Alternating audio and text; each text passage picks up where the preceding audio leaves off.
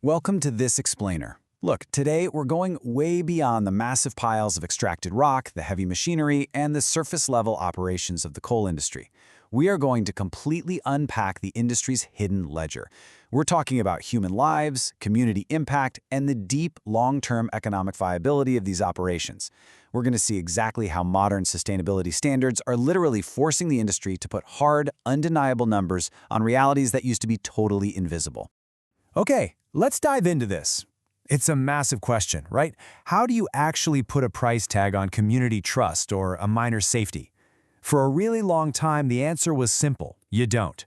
But, well, that has changed. Under the SASB standards for coal operations, entities are now required to quantify these exact human and social realities. They can't just wave their hands and say they care about safety or community relations anymore. They absolutely have to prove it with rigorous data that investors can actually sit down and evaluate.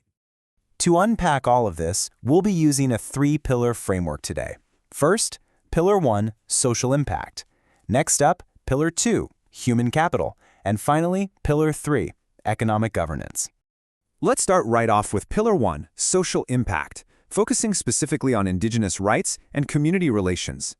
Imagine a super tense community meeting in a town bordering a proposed mine. Coal operations take place over decades, and they rely heavily on local support to avoid disruptions. Now, standards strictly define proximity to Indigenous peoples' lands. Companies have to look very closely at their map of proven and probable reserves. If those reserves sit within a 5-kilometer radius of recognized Indigenous lands, that geographic overlap absolutely must be explicitly disclosed as a hard percentage. And this geographic data then builds into actionable processes. See, companies can't just report their proximity and move on. They have to detail their engagement and due diligence. This means upholding international standards like ILO Convention 169, securing free, prior, and informed consent, often called FPIC, and setting up real, functioning project grievance mechanisms. If they fail to establish formal community agreements across all stages of project development, they risk massive financial write-downs or completely suspended operating permits. So how does a failure in community relations translate into hard data? Companies are required to report the exact number and duration in days of site shutdowns caused by what they call non-technical delays.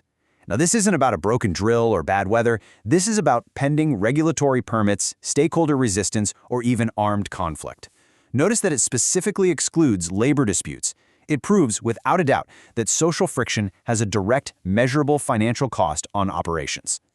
That brings us to Pillar 2, Human Capital, looking specifically at labor relations, health, and safety. We are transitioning from the community level right onto the active mine site.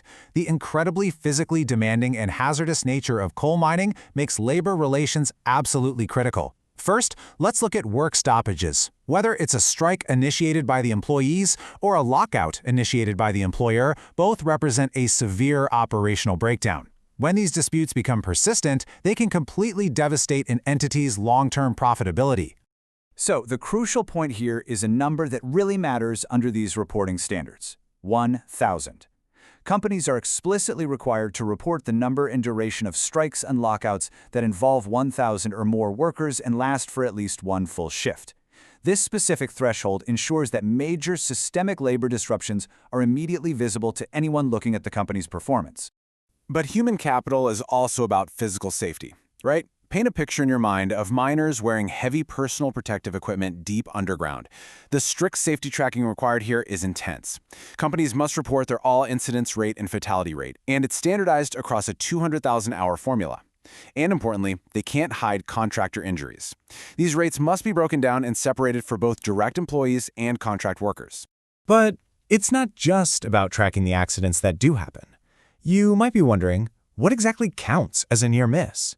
And why in the world is the SASB standard forcing companies to track things that didn't actually harm anyone? Well, here's why. A near miss is an unplanned event with the potential for harm. Tracking this is all about preventative safety culture, because what gets measured gets managed. By tracking the near misses, the close calls with a cave-in or a spark near methane, management can mitigate these catastrophic risks before a fatal explosion or collapse ever actually happens. All right, let's zoom out to Pillar 3, Economic Governance, focusing on reserves valuation and capital expenditures. Zooming way out to the corporate boardroom now. Executives have to map massive capital expenditures against a rapidly shifting global landscape. Under the NEGA standards, a company can't just assume the market will remain unchanged forever.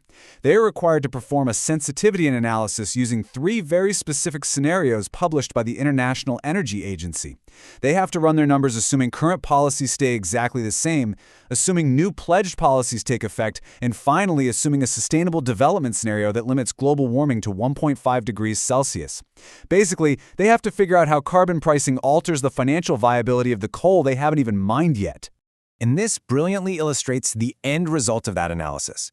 Companies must map out their shifting tons of proven and probable reserves under those different climate realities. If a strict carbon price is introduced, a reserve that is highly profitable today might literally become economically unviable tomorrow. The standard makes that future risk totally 100% transparent. This scenario planning directly feeds into the capital expenditure strategy.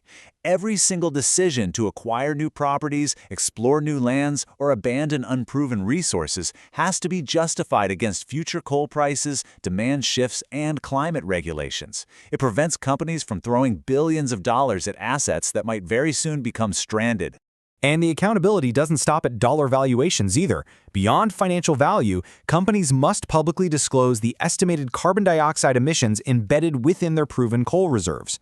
By multiplying the proven reserves, that's the R, by the net calorific value, the V, and the effective CO2 emission factor, the C, it puts a hard mathematical number on the potential future climate impact sitting right there in the ground. Which brings us to the core philosophy of this entire standard: what gets measured gets managed.